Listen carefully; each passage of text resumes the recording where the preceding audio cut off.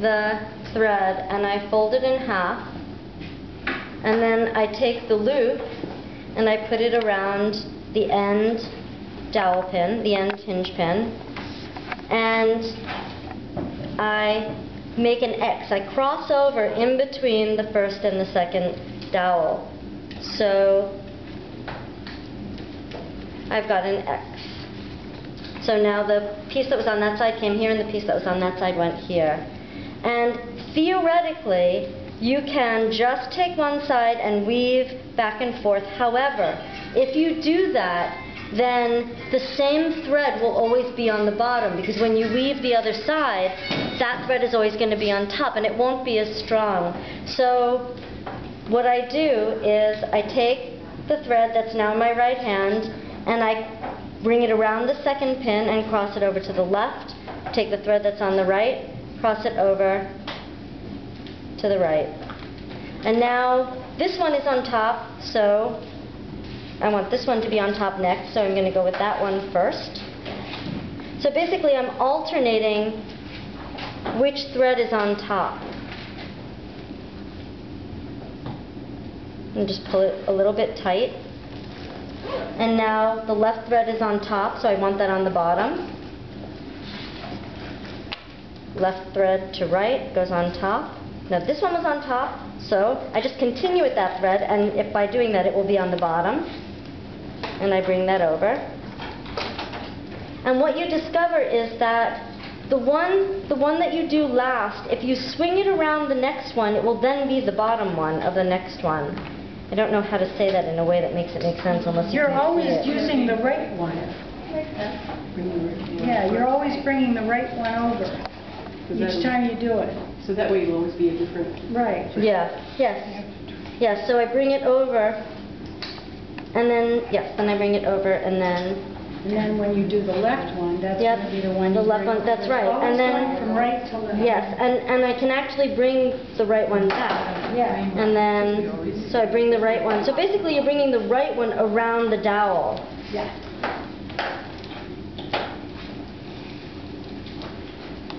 Exactly.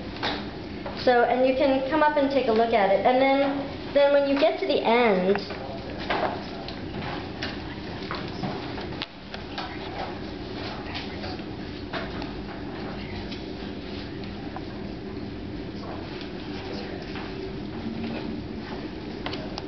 yeah, that's from quilting. Yeah.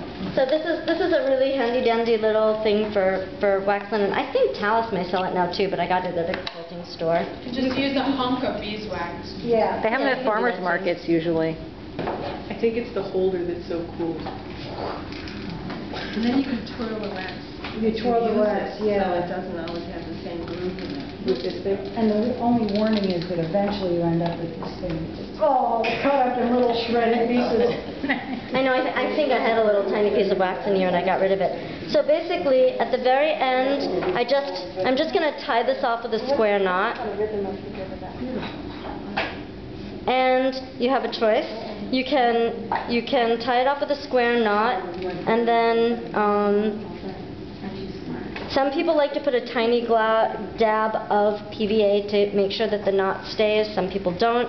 And you can snip it really close. Or if you're not just using plain wax linen, but you're using embroidery thread or something like that, which for this journal I actually... Thank you. For this journal, the bottom layer, the gold one, was almost like a ribbon yarn that I used. And then the rest of it was wax linen. But the other thing that you can do, if it's pretty yarn or embroidery thread or even pretty wax linen, you can leave it longer and attach beads to it. I think I saw one that was like that over there.